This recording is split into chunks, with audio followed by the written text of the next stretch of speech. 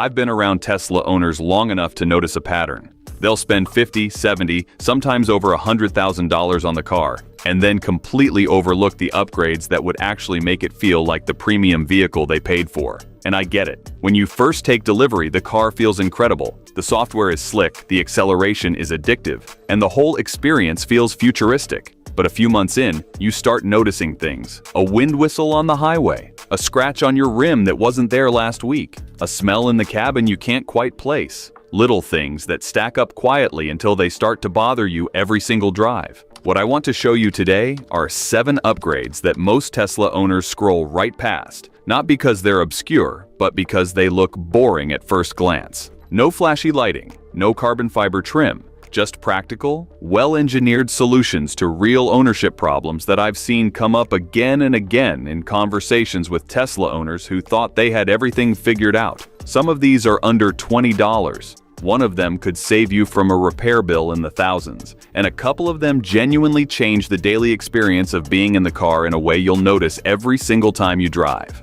Let's get into it. Upgrade 1. Door Seal and Wind Noise Reduction Kit. The silence you were promised.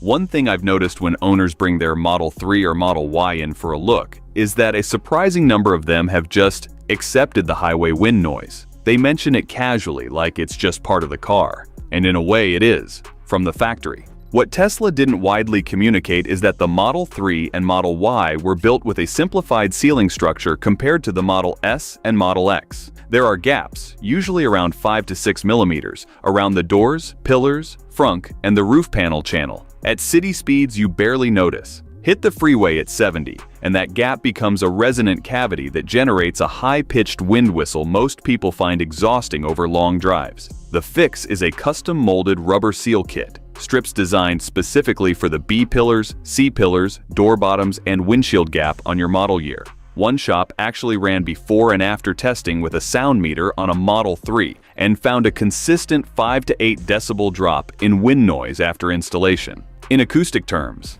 that's roughly the difference between noticeably quiet and noticeably loud, not a subtle change. What most owners don't consider is the HVAC angle. When those gaps are sealed, the conditioned air your Tesla is working to produce actually stays inside the cabin instead of slowly bleeding out. In cold weather, that means your heater reaches temperature faster and holds it with less draw on the battery. I've had a couple of owners tell me their estimated range ticked up slightly in winter after doing this, which makes sense because the HVAC was simply working less to maintain the same cabin temperature. Installation is fully DIY, pre-cut sections, self-adhesive backing, a couple of hours on a weekend. The cost is roughly $30 to $80 depending on how complete a kit you go for. For that price, you're getting a cabin that behaves much closer to how the higher-end models were built. It's one of those things where once it's done, you genuinely can't understand why you waited. Upgrade 2. Wheel rim protectors. The smartest cheap insurance in the aftermarket. I've had a lot of Tesla owners come to me after a curb incident looking for options, and the conversation is usually the same. They misjudged a parking space by half an inch, maybe less, and now there's a fresh gouge on one of their factory wheels. The ones on the Model Y, the Uber turbine and induction designs, have these beautiful exposed outer lips that photograph well and take damage easily. Same story with the Nova and Gemini variants on the Model 3. Replacing a single damaged Tesla rim usually runs somewhere between $700 and $1,200, depending on the wheel and whether you're going OEM or aftermarket. Most owners don't realize that until they're already standing in front of the damage. And wheel damage isn't cosmetic only. If the impact warped the rim even slightly, you'll feel it in the steering, and a slow leak can develop at the bead where the tire seats against the rim. Rim protectors address all of this before it happens. The better versions are CNC machined aluminum alloy, shaped to wrap around the outer lip of your wheel as a sacrificial barrier. If you catch a curb, the protector absorbs it. Some owners use them to conceal existing light damage while protecting against future hits, which is a smart move if you picked up a used Tesla that already has some curb wear you'd rather not make worse. One thing worth knowing, these do not touch your TPM sensors. They sit on the outer edge of the rim, not near the valve stem or the internal sensor, so your tire pressure monitoring continues working normally. They also don't require deflating the tires for installation on most designs, which makes fitting them a straightforward weekend job. The fitment caveat is important here. Always confirm the wheel size and model year before ordering. The 2025 Juniper Model Y uses different wheel geometry than the pre-refresh variant, and getting the wrong size means it won't seat correctly. Check the spec sheet for your specific wheel, not just your model name. Upgrade 3. Upgraded cabin air filter, HEPA or activated carbon, what you're actually breathing in your car. I pulled a cabin filter out of a Model Y recently that the owner had never replaced. The car was 3 years old and had done about 40,000 miles. The filter looked exactly like you'd expect, gray, compressed, visibly clogged. The owner had no idea the car even had cabin filters, let alone that they needed replacing. That situation is more common than people think. Tesla officially recommends replacing them every 2 years under normal driving conditions. But beyond just swapping like for like, there's a meaningful upgrade available that most people don't know about: HEPA grade or activated carbon multi-stage replacement filters. The stock filter handles larger particles reasonably well, but it's not designed to block fine particulate matter, chemical gases, or volatile organic compounds. Premium replacement filters use 4 to 6 filtration stages, and in testing, typically capture particles down to around 3 microns, including mold spores, fine road dust, and allergens that move straight through a basic filter without resistance.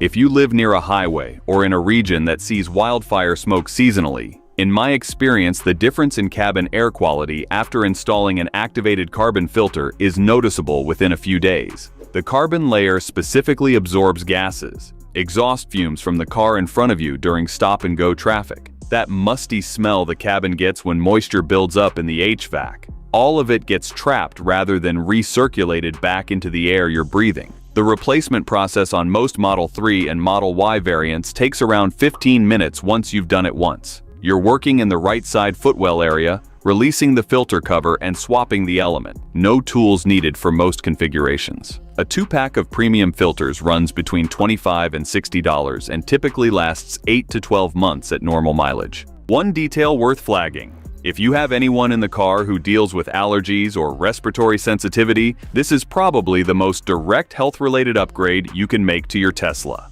The factory filter simply wasn't designed with that use case in mind, and the difference in what it captures versus what a HEPA-grade unit captures is significant. Upgrade 4. Soft Close Frunk Kit, a feature you'll wonder how you lived without. The front closing process on the Model 3 and Model Y is one of those things that nobody talks about until you're standing in a parking lot in January with both hands pressed down on a frunk lid trying to get it to latch. You need solid downward pressure in exactly the right spot. If you're carrying something, that's awkward. If it's wet or cold, that's unpleasant. If you accidentally triggered the frunk from the app and you're sitting in the car, you have to get back out and go close it, which happens more often than Tesla owners like to admit.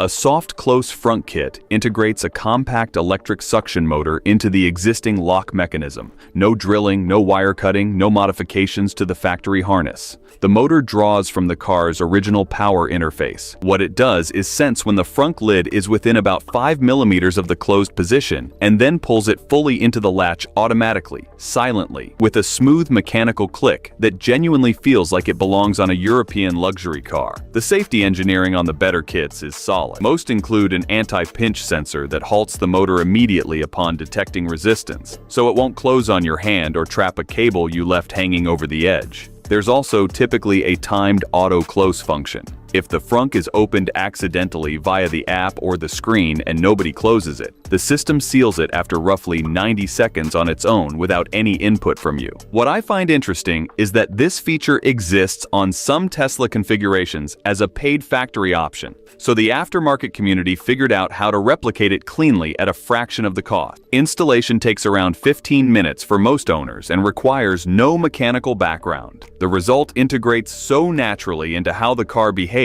that first-time passengers usually assume it came standard from the factory. Upgrade 5. Glass roof sunshade, the battery drain you never thought about.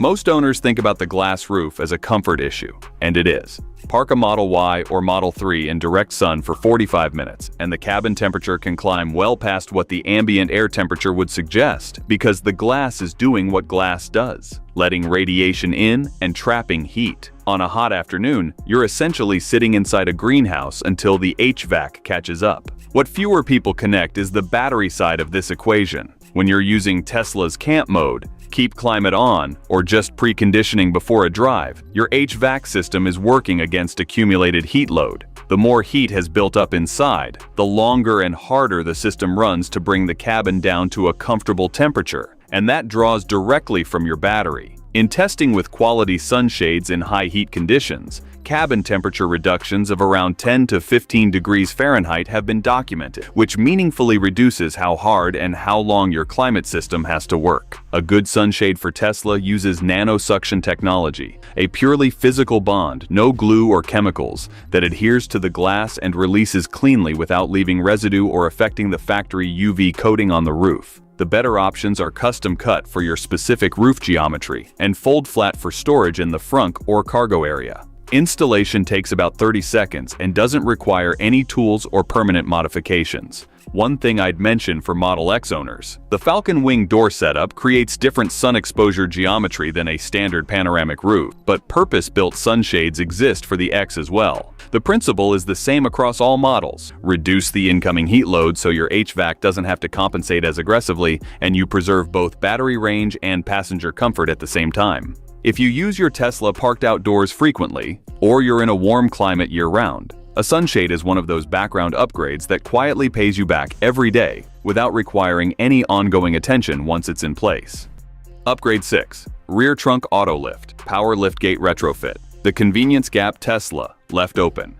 The Model Y ships with a powered liftgate as standard. The Model 3, depending on your production year, may have a manual trunk that pops open to a crack when triggered and waits for you to lift it the rest of the way yourself. For a vehicle that markets itself as the future of transportation, that one detail has frustrated a lot of owners I've spoken to over the years, particularly anyone who does regular grocery runs or loads gear frequently. The Power Liftgate Retrofit addresses it directly. These kits use motorized struts and a controller module that connect into the Tesla's existing trunk latch system. Most reputable kits do this through a CAN bus connection, rather than splicing into factory wires, which is cleaner and preserves the original harness integrity. Once installed, the trunk responds to the key fob, the touchscreen button, or the feature that gets the most reaction from owners: an optional kick sensor mounted behind the rear bumper. Wave your foot underneath and the trunk opens fully on its own, no hands required. The height memory function is a practical detail that doesn't get enough attention. You set the opening height once, useful if your garage has a low ceiling or you prefer a shorter swing for quick grabs, and the system stores it.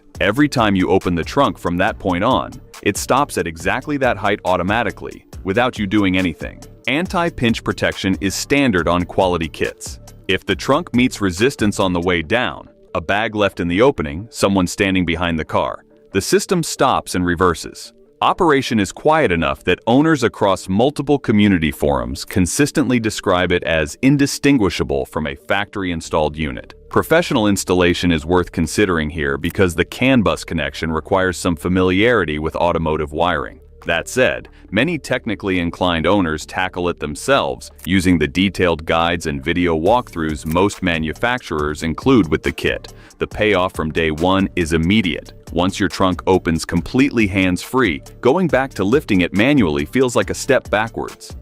Upgrade 7. Underseat air vent covers. The overlooked upgrade that protects a component you'd never want to replace.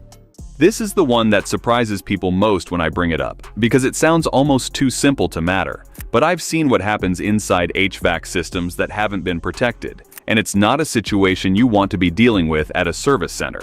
The Model 3 and Model Y both have HVAC air vents located under the front seats, one on the driver's side, one on the passenger side, to push conditioned air toward rear passengers. Tesla ships these vents without any cover or guard whatsoever. There's an open vent grill sitting flush with the cabin floor with nothing between it and whatever ends up down there over the life of the car. In practice, what ends up in those vents is whatever finds its way under the seats. Gravel tracked in on shoes, sand from a beach trip, coins that roll off the center console, food crumbs, pet hair if you travel with animals. The debris doesn't just sit at the opening. It works its way into the ductwork over time, gradually reducing airflow efficiency and creating conditions where blockages can develop in areas that are genuinely difficult to access without disassembly. The covers themselves are molded ABS plastic or water-resistant mesh fabric, designed specifically for your model's vent geometry. Snap-fit installation. No tools, no adhesive, no damage to the interior.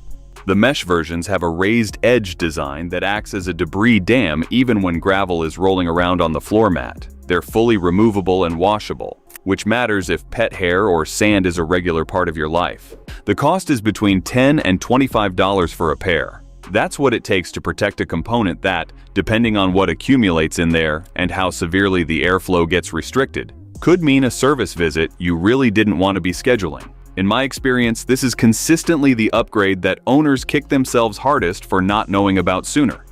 Upgrade 8, Tesla-specific jack pads. The one in the frunk that could save you thousands.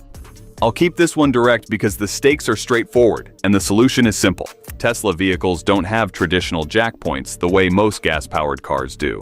The battery pack runs along the underfloor, and the sill geometry is specific to how Tesla designed the lift points into the car's structure. When a shop that isn't Tesla familiar puts a standard floor jack under the car, which happens more often than you'd think at general tire shops and independent garages, there's a real possibility the jack contacts the battery enclosure or crushes the structural sill, rather than hitting the reinforced lift point it should be on. I've seen estimates for that kind of damage. Depending on what gets contacted, structural sill repair costs can start in the hundreds, and anything involving the battery enclosure can go significantly higher. Most shops won't flag it when it happens, so you might not know until something starts behaving oddly or you notice unusual flex during a later inspection. Tesla-specific jack pads are polyurethane inserts precision molded to locate into the lift points Tesla built into the car's structure. You place one at each corner before the jack goes up. They distribute the load across the correct structural area, keep the jack from wandering onto unprotected surfaces, and sit in your frunk so they're there whenever tire work comes up, whether you're doing it yourself or handing the car to a shop. A full set of 4 runs $30 to $60. Keep them in a small bag in the frunk and hand them to the technician before they get under the car. That habit takes about 15 seconds and represents the difference between a routine tire rotation and a conversation about underbody damage you didn't budget for. That's all 8. None of them are glamorous, and none of them are going to make your car look different in photos. But these are the upgrades that protect the investment, keep the car performing properly, and quietly remove the small frustrations that build up over months of ownership. Pick whichever one solves your most immediate problem and start there. Drop a comment below telling me which one that is. I read them all. If this was useful, subscribe. There's a lot more practical Tesla content coming. See you in the next one.